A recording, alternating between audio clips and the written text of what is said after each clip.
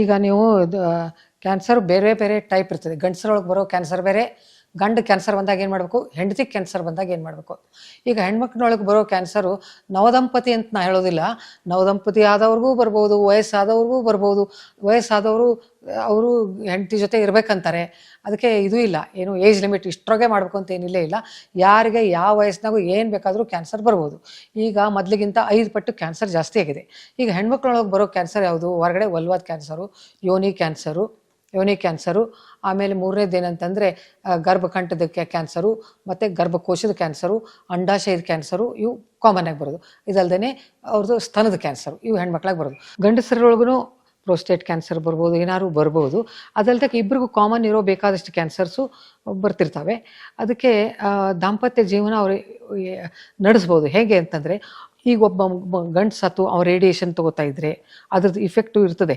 ಏನಂದ್ರೆ ಅವ್ರ ಟೆಸ್ಟಿಸ್ ಮೇಲೆ ಆಗ್ಬೋದು, ಅಥವಾ ಏನು ಕ್ಯಾನ್ಸರ್ ಆದಮೇಲೆ ಏನಾಗ್ತದೆ ಅಂದರೆ, ನೀವು ನೋಡ್ರಿ, ಆ ಟ್ರೀಟ್ಮೆಂಟು, ಆ ಕೀಮೋಥೆರಪಿ ಅವೆಲ್ಲ ಏನು ತೊಗೊಂಡ್ಮೇಲೆ ಮನುಷ್ಯನಿಗೆ ಒಂಥರ ಟಯರ್ಡ್ನೆಸ್ಸು, ಏನಂತಂದರೆ ತುಂಬ ನಿಶಕ್ತಿ, ಆಮೇಲೆ ಊಟ ಮಾಡ್ಲಿಕ್ಕೆ ಮನಸ್ಸಾಗೋದಿಲ್ಲ, ವಾಂತಿ, ಬೇದಿ, ಆಮೇಲೆ ಇನ್ಫೆಕ್ಷನ್ ಆಗೋ ಚಾನ್ಸಸ್ ಜಾಸ್ತಿ ಇರ್ತದೆ. ಇಂಥದ್ರೊಳಗೆ ಅವ್ರಿಗೆ ಈ ಥರ ಮಾಡಲಿಕ್ಕೆ ಮನಸ್ಸಾಗೋದಿಲ್ಲ. ಒಂದೇದು ಸ್ವಲ್ಪ ರಿಕವರ್ ಆದಮೇಲೆ ಅವ್ರು ಮಾಡಬೇಕು ಅಂತ ಅಂತಿರ್ತಾರೆ.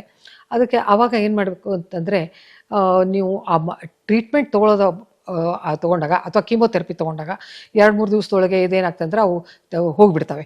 ಆಮೇಲೆ ಅಥವಾ ಈಗ ಇದನ್ನ ರೇಡಿಯೋಥೆರಪಿ ಅದೆಲ್ಲ ತೊಗೊಂಡ್ಮೇಲೆ ಸ್ವಲ್ಪ ಟೈಮ್ ಬೇಕಾಗ್ತದೆ. ಯಾಕಂದರೆ ಈ ಹೆಣ್ಮಕ್ಳೊಳಗೆ ಯೋನಿದು ರೇಡಿಯೋಥೆರಪಿ ತೊಗೊಂಡಾಗ ಅದು ಒಂಥರ ಲೆದರ್ ಟೈಪ್ ಆಗಿಬಿಡ್ತದೆ. ಏನು ವೆಜೈನ ಇದು ಯೋನಿ ಎಕ್ಸ್ಪಾಂಡ್ ಆಗೋದು, ಅದ್ರ ಸೆಕ್ರಿಷನ್ ಆಗೋದು ಅದೆಲ್ಲ ಹೋಗಿ ಒಂಥರ ಲೆದರ್ ಟೈಪ್ ಆಗಿಬಿಡ್ತದೆ. ಸೊ ಅದೆಲ್ಲ ಮಾಯಲಿಕ್ಕೆ ಟೈಮ್ ಬೇಕು. ಅದಕ್ಕೆ ಆ ಟೈಮ್ ಮುಗಿದ ಮೇಲೆ ಅವರು ಅದನ್ನು ಮಾಡಬೇಕಾಗ್ತದೆ. ಒಂದೇದ್ದು. ಎರಡನೇದು ಏನಂತಂದರೆ, ಇಮಿಡಿಯೇಟ್ಲಿ ಮಾಡ್ಲಿಕ್ಕೆ ಆಗೋದಿಲ್ಲ, ಇವ್ರಿಗೆ ಆಗೋದಿಲ್ಲ, ಬೇಡ ಅಂತಾರೆ. ಉಣ್ಣೋಕೆ ಮನಸ್ಸಾಗೋದಿಲ್ಲ, ಇದೆಲ್ಲಿದು ಅದು ಲೆಕ್ಕ ಹಾಕೋದು ಆಗೋದಿಲ್ಲ. ಅದಕ್ಕೆ ಅವರು ಅದೆಲ್ಲ ಮುಗಿದ ಮೇಲೆ ಅವ್ರು ಮಾಡ್ಬೋದು. ಈಗ ಬ್ರೆಸ್ಟ್ ಕ್ಯಾನ್ಸರ್ ಬಂತು. ಬ್ರೆಸ್ಟ್ ಕ್ಯಾನ್ಸರ್ ಬಂದರೆ ಅದ್ರದ್ದೊಂದು ಪ್ರಾಬ್ಲಮ್ ಇದೆ. ಏನಂದರೆ, ಹೆಣ್ಮಕ್ಳಿಗೆ ಬ್ರೆಸ್ಟು ಒಂದು ಸ್ತ್ರೀತನದ ಪ್ರತೀಕ. ಅದೊಂದು ಮ್ಯಾಸ್ಟೆಕ್ಟಮಿ ಮಾಡಿಕೊಂಡು ಒಂದು ಕಡೆ ಬ್ರೆಸ್ಟೇ ಹೋಗ್ಬಿಡ್ತದೆ. ಆವಾಗ ಅವ್ರಿಗೆ ತಮ್ಮ ಬಗ್ಗೆನೇ ಜಿಗುಪ್ಸೆ, ಆತ್ಮವಿಶ್ವಾಸ ಹೋಗ್ತದೆ. ನಾ ಚೆನ್ನಾಗಿ ಕಾಣಿಸಲ್ಲ ಅಂತಾರೆ. ಆ ಗಂಡ ಏನಾರೇ ಇರ್ಕೊಳ್ಳಿಗೆ, ಇವರು ಗಂಡಗೆ ನಾ ಸರಿ ಕಾಣಿಸೋದಿಲ್ಲ ಅಂತಾರೆ. ತಮ್ಮ ಬಗ್ಗೆ ತಾವು ಜಿಗುಪ್ಸೆ, ಇಲ್ಲೊಂದು ಸ್ಕಾರ್ ಕಾಣಿಸ್ತದೆ, ಕರಡಿ ಒಳಗೆ ನೋಡ್ಕೊಳಕ್ಕಾಗೋದಿಲ್ಲ, ಅವು ಆತ್ಮಹತ್ಯೆ ಮಾಡ್ಕೋಬೇಕಂತ ಅನಿಸ್ತದೆ, ಭಾಳ ನಿರಾಶೆ ಆಗ್ತದೆ, ನಾ ಎದಕ್ಕೆ ಉಪಯೋಗ ಅಂತ ಅನಿಸುತ್ತೆ.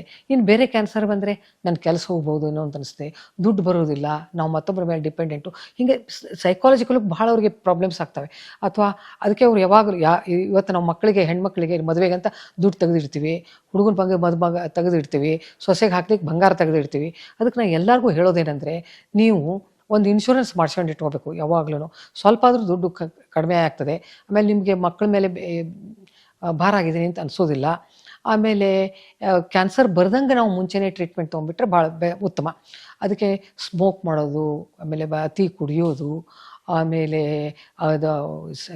ಏನು ಭಾಳ ಕರೆದಿದ್ದು ಅದು ಇದು ತಿನ್ನೋದು, ಅವೆಲ್ಲ ಆ ಥರದ್ದು ಮಾಡಬಾರ್ದು. ಫ್ರೆಶ್ ಆಗಿ ಅಡುಗೆ ಮಾಡ್ಕೊಂಡು ನಾವು ತಿನ್ನೋದು ಭಾಳ ಉತ್ತಮ. ಅದಕ್ಕೆ ಹೆಲ್ದಿ ಏನಪ್ಪ, ನಮ್ಮದು ಡಾಕ್ಟರ್ಸು ಯಾರು ಅಂತಂದರೆ, ಸೂರ್ಯ, ಒಳ್ಳೆಯ ನೀರು, ಸ್ವಚ್ಛವಾದ ಗಾಳಿ, ಸ್ವಚ್ಛವಾದ ಭೂಮಿ, ಆರ್ಗ್ಯಾನಿಕ್ ಫುಡ್ಡು, ಇವೇ ನಮ್ಮದು ಡಾಕ್ಟರ್ಸು. ಅವನಿದ್ರೆ ನಿಮ್ಗೆ ಇವು ಎಲ್ಲ ಕಡಿಮೆ ಆಗ್ತದೆ. ಅದಕ್ಕೆ ನಾವು ಪ್ರಿಕಾಷನ್ ತೊಗೋಬೇಕು. ಆಮೇಲೆ ಬ್ರೆಸ್ಟ್ ಕ್ಯಾನ್ಸರ್ ಈ ಥರ ಬಂದರೆ ಈಗ ಏನು ಮಾಡ್ತಾರೆ ಅಂದರೆ, ನಿಪ್ಪಲ್ ಇದ್ರದ್ದು ಬ್ರೆಸ್ಟದ್ದು ನಿಪ್ಪಲ್ ಇದು ತುದಿ ತೊಟ್ಟು ಅದು ಇರೋಷ್ಟು ಮಾಡ್ತಾರೆ. ಮೊದ್ಲಂಗೆ ಹಿಂಗೆ ಪೂರ್ತಿ ಕೊಯ್ಯೋದಿಲ್ಲ, ಆದಷ್ಟು ಬ್ರೆಸ್ಟ್ ಉಳಿಸ್ತಾರೆ. ಸೊ ಅದಕ್ಕೆ ನೀವು ನಾಚಿಕೆ ಪಡಬೇಕಾಗಿಲ್ಲ, ಅದೇನು ನೀವು ತಪ್ಪು ಮಾಡಿಲ್ಲ, ಏನೂ ಇಲ್ಲ. ಆಮೇಲೆ ಕೆಲವೊಬ್ಬರಿಗೆ ಬ್ರೆಸ್ಟ್ನಿಂದ ಸ್ಟಿಮ್ಯುಲೇಟ್ ಆಗ್ತಿರ್ತಾರೆ. ಸೊ ಅದು ಕಡಿಮೆ ಆಯಿತು ಅಂತ ಇಟ್ಕೊಳ್ಳಿ, ಅಥವಾ ಬ್ರೆಸ್ಟ್ ತೆಗೆದಿದ್ರು ಅಂತ ಇಟ್ಕೊಳ್ಳಿ, ಬೇರೆ ದೇಹದ ಪಾರ್ಟ್ ಇದ್ದೇ ಇರ್ತದೆ. ಅದನ್ನು ಗಂಡ ಹೆಂಡತಿ ಕಂಡ್ಕೋಬೇಕು. ಇಷ್ಟು ದಿವಸ ಕಂಡ್ಕೊಂಡಿಲ್ಲ ಅಂದರೆ ಇನ್ಮೇಲೆ ಕಂಡ್ಕೋಬೇಕು ಅವ್ರು, ಬೇರೆ ಕಡೆಯಿಂದ ಎಲ್ಲಿ ಅವ್ರಿಗೆ ಸ್ಟಿಮ್ಯುಲೇಟ್ ಆಗ್ತಾರೆ ಅಂತ. ಈ ಬ್ರೆಸ್ಟ್ ಕ್ಯಾನ್ಸರ್ ಬಂದಾಗ ಒಂದೊಂದು ಸಲ ಯೂಟ್ರಸ್ಸು ತೆಗೆದುಬಿಡ್ತಾರೆ, ಆಮೇಲೆ ಅಂಡಾಶಯ ತೆಗಿತಾರೆ. ಅದರಿಂದ ಹಾರ್ಮೋನ್ ಉತ್ಪತ್ತಿನೂ ಕಮ್ಮಿ ಆಗಿರ್ತದೆ. ಆಮೇಲೆ ಅದಕ್ಕೆ ಅವರು ತಮಗೆ ಬೇರೆ ಥರದ್ದು ಬೇರೆ ಪೊಸಿಷನ್ನಾಗಿ ಮಾಡ್ಬೋದು, ಬೇರೆ ಥರ ಸಂಬಂಧ ಮಾಡ್ಬೋದು. ಆಮೇಲೆ ಏನು ಪೆನಿಟ್ರೇಷನೇ ಸೆಕ್ಸ್ ಅಂತಿಲ್ಲ, ಬೇರೆ ಥರದ್ದು ಗಂಡ ಹೆಂಡತಿ ಎಂಜಾಯ್ ಮಾಡ್ಬೋದು. ಅದನ್ನು ಗಂಡ ಹೆಂಡತಿ ಇಷ್ಟು ದಿವಸ ಕಂಡಿಲ್ಲ ಅಂದರೆ ಯಾವುದು ಭಾಗ ಅವ್ರಿಗೆ ಇದಾಗ್ತದೆ, ಅವರು ಅದನ್ನು ಕಂಡ್ಕೋಬೇಕು. ಕೌನ್ಸಿಲರ್ ಕಡೆ ಹೋಗಬೇಕು, ಅಥವಾ ಸೆಕ್ಸಾಲಜಿಸ್ಟ್ ಕಡೆ ಹೋಗಬೇಕು. ಆಮೇಲೆ ಅವ್ರು ಹೇಳ್ಕೊಡ್ತಾರೆ ಏನು ಮಾಡಬೇಕು ಅಂತ. ಸೊ ಗಂಡ ಹೆಂಡತಿ ಪ್ರೀತಿಯಿಂದ ಇರ್ಬೋದು, ಅದಾದಮೇಲೂ ಇರ್ಬೋದು, ಇಬ್ಬರು ಕೂಡ ಇರ್ಬೋದು. ನಾನು ಕಿವಿ ಮಾತೇನು ಹೇಳಬೇಕು ಅಂತೇನೆಂದರೆ, ಒಂಥರ ಏನೋ ಸೈಕಲಾಜಿಕಲಿ ಒಂಥರ ಮೆಂಟಲ್ ಡಿಸ್ಟರ್ಬ್ ಆಗಿರ್ತಾರೆ. ಅದನ್ನು ದುಃಖ ಆದ್ರೂ ಹೇಳ್ಕೋಬೇಕು, ಹೆಂಡತಿ ಹತ್ರ ಹೇಳ್ಕೋಬೇಕು, ಏನು ತಪ್ಪಿಲ್ಲ. ಅದೇನು ನಾ ಗಂಡಸು ಹೇಗೆ ಹೇಳ್ಕೊಳ್ಳಿ, ನಾ ಕಣ್ಣೀರು ಹೇಗೆ ಹಾಕ್ಲಿ ಅಂತ ಹಂಗೇನು ಇದು ಇಲ್ಲ. ನೀವು ಕೌನ್ಸಿಲರ್ ಹತ್ರ ಹೋಗ್ರಿ, ಹೇಳ್ಕೊಡ್ರಿ, ಮಕ್ಕಳ ಹತ್ರ ಹೇಳ್ಕೊಡ್ರಿ, ಹೆಂಡತಿ ಹತ್ರ ಹೇಳ್ಕೊಡ್ರಿ. ದುಃಖ ಆದರೂ ಪರವಾಗಿಲ್ಲ, ಆದರೆ ದುಃಖ ಸ್ವಲ್ಪ ಕಮ್ಮಿ ಆಗ್ತದೆ. ಒಂದನೇದ್ದು. ಎರಡನೇದ್ದು ಏನಂತಂದರೆ, ಇದನ್ನು ನೀವು ನಾನು ಏನು ತಪ್ಪು ಮಾಡಿದೆ ಅಂತ ಹಿಂಗಾಯ್ತು, ನಾ ಯಾವ ಜನ್ಮದ ಪಾಪ ಮಾಡಿದೆ ಅಂತ ಹಿಂಗಾಯ್ತು ಅಂತ ಅದನ್ನೆಲ್ಲ ಅನ್ನೋ ಬದಲಿ, ಈಗ ಆರಾಮಾಗಿದೆಯಲ್ಲ ಅಥವಾ ಕಡಿಮೆನರಾಗಿದೆಯಲ್ಲ ಅದು ನೋಡ್ಕೊಂಡು ನಾ ಈ ಸ್ಟೇಜ್ನಾಗೆ ನಾನು ಮತ್ತೊಬ್ಬರಿಗೆ ಹೇಗೆ ಸಹಾಯ ಮಾಡಬೇಕು, ಅಥವಾ ಆಮೇಲೆ ನಾನು ಏನು ಮನೆ ಕೆಲಸ ಮಾಡ್ಬೋದು, ನಾ ಬೇರೆ ಏನಾರ ಕೆಲಸ ಮಾಡ್ಬೋದೇನು ಅದನ್ನು ನೋಡಬೇಕು. ಬರೀ ಆಗಿದ್ದು ಅದಾಯಿತು ಅದಾಯಿತು ಅದಾಯಿತು ಅಂತ ಅದಕ್ಕೆ ನಾವು ಕೊರಗೋ ಬದಲಿ ಹೊಸದು ಏನು ಮಾಡ್ಬೋದು ಅಂತ ನಾವು ನೋಡ್ಬೋದು. ಅದು ಎರಡನೇದ್ದು. ಆಮೇಲೆ ಮೂರನೇದು ಏನಂದರೆ, ನಿಮ್ಮದು ಮನಸ್ಸು ಬೇರೆ ಕಡೆ ಹಾಕಬೇಕು. ಹೊಸದು ಕಲೀರಿ, ಟಿ ವಿ ನೋಡ್ರಿ, ಪುಸ್ತಕ ಓದ್ರಿ.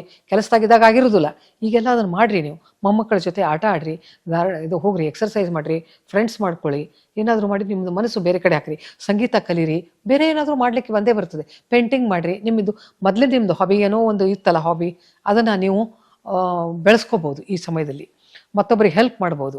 ಈ ಥರ ನಿಮ್ಮ ಮನಸ್ಸು ಡೈವರ್ಟ್ ಮಾಡಿಕೊಡ್ರಿ. ಮತ್ತು ನೀವು ಅದನ್ನು ಮರೆತು ಮುಂದೆ ಏನು ಮಾಡಬೇಕು ಅದನ್ನು ನೋಡ್ಕೊಡ್ರಿ. ಆಮೇಲೆ ಇದಾದ ಮೇಲೆ ನೀವೇನೋ ಒಂದು ತಪ್ಪು ಮಾಡಿರಪ್ಪ, ಸಿಗರೇಟ್ ಸೇದಿ, ಅದನ್ನು ಒಪ್ಕೊಡ್ರಿ. ಅದನ್ನು ಆ ಟೈಮ್ನಾಗ ನಾ ಸೇದ್ದೆ, ಏನು ತಪ್ಪಾಯಿತು ಅಂತ ಈ ಥರ ಆ್ಯಟಿಟ್ಯೂಡ್ ಬೇಡ. ಅದನ್ನು ನೀವು ಮಕ್ಕಳಿಗೆ ಹೇಳ್ರಿ, ನಾ ತಪ್ಪು ಮಾಡಿದೆ, ಆದರೆ ನೀವು ಅದನ್ನು ಮಾಡಬೇಡ್ರಿ. ಅಥವಾ ಈಗ ಎಷ್ಟೊಂದು ಜನ ನಿಮ್ಮದು ಈ ಥರ ಇದು ಮಾಡಿರ್ತಾರೆ, ಎಷ್ಟೋ ಜನರಿಗೆ ಕ್ಯಾನ್ಸರ್ ಇರ್ತಾರೆ, ಅವ್ರದ್ದೊಂದು ಗ್ರೂಪ್ ಇರ್ತದೆ, ಆ ಗ್ರೂಪಿಗೆ ಸೇರಿಕೊಡ್ರಿ.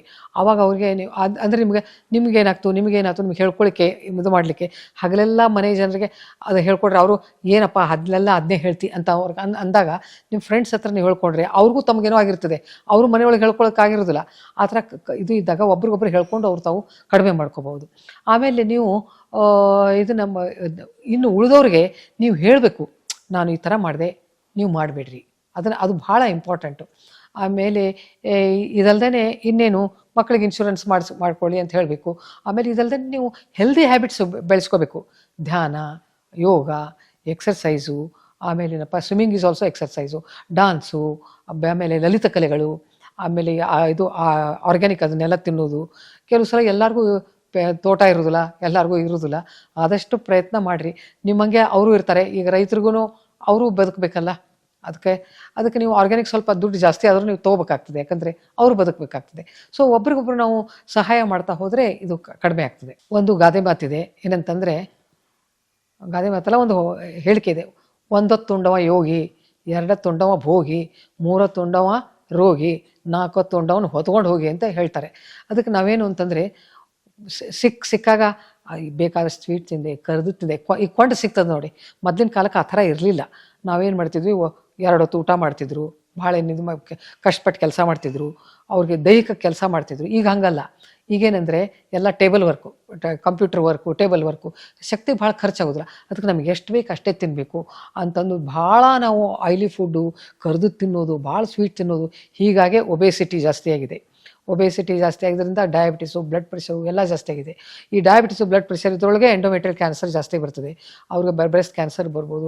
ಅದಕ್ಕೆ ಇವು ಹಾರ್ಟ್ ಡಿಸೀಸ್ ಬರ್ಬೋದು. ಇವಕ್ಕೆಲ್ಲ ಮೂಲ ಏನಂದರೆ, ಒಂದೊಂದು ಸಲ ನಾವು ತಿನ್ನೋ ಆಹಾರದ ಮೇಲೂ ಇರ್ತದೆ. ಅದಕ್ಕೆ ನಾವು ನಮ್ಮದು ನಾಲಿಗೆ ಕಂಟ್ರೋಲ್ ಮಾಡ್ಕೋಬೇಕು. ಹೆಲ್ದಿ ಆಹಾರ ಏನಿದೆ, ಸತ್ವಯುತ ಆಹಾರ, ಸಮತೋಲ ಆಹಾರ ಮತ್ತು ಆರ್ಗ್ಯಾನಿಕ್ ಫುಡ್ಡು, ಇವು ನಾವು ತಿನ್ನಬೇಕು. ಎಕ್ಸರ್ಸೈಸ್ ಮಾಡಬೇಕು. ನಮ್ಗೆ ಎಷ್ಟು ಬೇಕೋ ಅಷ್ಟೇ ತಿನ್ನಬೇಕು. ಇಷ್ಟು ಮಾಡಿದರೆ ಸ್ವಲ್ಪ ಆದರೂ ನಾವು ಅದನ್ನು ಇನ್ಸಿಡೆನ್ಸ್ ನಾವು ಕಡಿಮೆ ಮಾಡ್ಕೋಬೋದು ಅಂತ ನಾನು ಹೇಳ್ತೀನಿ.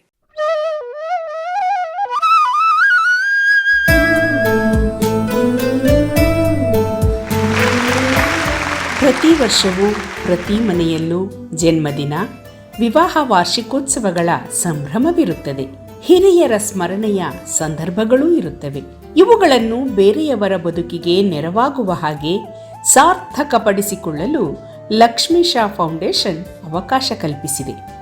ಕ್ಯಾನ್ಸರ್ ಕೇರ್ ಗಿವರ್ಸ್ ಕೇರ್ ಸಂಸ್ಥೆ ಲಕ್ಷ್ಮೀಶಾ ಫೌಂಡೇಶನ್ ಕ್ಯಾನ್ಸರ್ ಕಾಯಿಲೆಯಿಂದ ಬಳಲುತ್ತಿರುವವರ ಮಕ್ಕಳ ಭವಿಷ್ಯ ಕಮರಿ ಹೋಗಬಾರದು ಎನ್ನುವ ಕಾರಣಕ್ಕಾಗಿಯೇ ಇಂತಹ ಮಕ್ಕಳ ಶಿಕ್ಷಣಕ್ಕೆ ನೆರವಾಗುವುದಕ್ಕೆ ದೊಡ್ಡ ಮಟ್ಟದಲ್ಲಿ ಶ್ರಮಿಸುತ್ತಿದೆ. ಲಕ್ಷ್ಮೀಶಾ ಫೌಂಡೇಶನ್ ಬದಲಾಗುತ್ತಿರುವ ಅಗತ್ಯಗಳಿಗೆ ತಕ್ಕ ಹಾಗೆ ತನ್ನ ಕಾರ್ಯವ್ಯಾಪ್ತಿಯನ್ನು ಹಿಗ್ಗಿಸಿಕೊಂಡಿದೆ. ಮಕ್ಕಳ ಭವಿಷ್ಯ ರೂಪಿಸುವ, ಅವರ ಕನಸು ಅರಳಿಸುವ ಸದುದ್ದೇಶದಲ್ಲಿ ನಿಮ್ಮ ಪಾಲ್ಗೊಳ್ಳುವಿಕೆಯೂ ಇರಲಿ. ಇವತ್ತು ನೂರಾರು ಮಹಿಳೆಯರಿಗೆ ಮತ್ತು ಪುರುಷರಿಗೂ ಆದರ್ಶವಾಗಿದ್ದಾರೆ. ಕ್ಯಾನ್ಸರ್ ಈ ರೋಗದ ವಿರುದ್ಧ ಹೋರಾಡ್ತಾ ಇರುವಂತಹದ್ದು ಅನುಕರಣೀಯ. ಲಕ್ಷ್ಮೀಶಾ ಫೌಂಡೇಶನ್ ಎಲ್ಲರ ನೆರವಿನೊಂದಿಗೆ ನಿರಂತರವಾಗಿ ಈ ಮಹತ್ ಕಾರ್ಯ ನಡೆಸುತ್ತಿದೆ. ಯಾವುದೇ ರೀತಿ ಸಹಾಯ ಆದರೂ ನಿಸ್ಸಂಕೋಚವಾಗಿ ಕೇಳಿ, ನಾನು ಇದೀನಿ ಜೊತೆ. ನೀವು ನಮ್ಮೊಂದಿಗೆ ಕೈ ಜೋಡಿಸಿ. ಲಕ್ಷ್ಮೀಶಾ ಫೌಂಡೇಶನ್ ಇಂದ ನಮಗೆ ತುಂಬಾ ಹೆಲ್ಪ್ ಆಗಿದೆ. ಎಜುಕೇಶನಲ್ ಸಪೋರ್ಟ್ ಮಾಡುತ್ತಿದ್ದಾರೆ. ಧನ್ಯವಾದಗಳು. ತುಂಬಾ ಸಹಾಯ ಮಾಡ್ತಾ ಇದ್ದಾರೆ. ಹೆಚ್ಚಿನ ಮಾಹಿತಿಗೆ ನಮ್ಮ ವೆಬ್ಸೈಟ್ ವಿಳಾಸ www.lakshmishafoundation.org. ನೆರವು ನೀಡುವವರು ಈ QR ಕೋಡ್ ಬಳಸಿಯೂ ನೀಡಬಹುದು ಅಥವಾ ಬ್ಯಾಂಕ್ ವಿವರವೂ ಇಲ್ಲಿದೆ.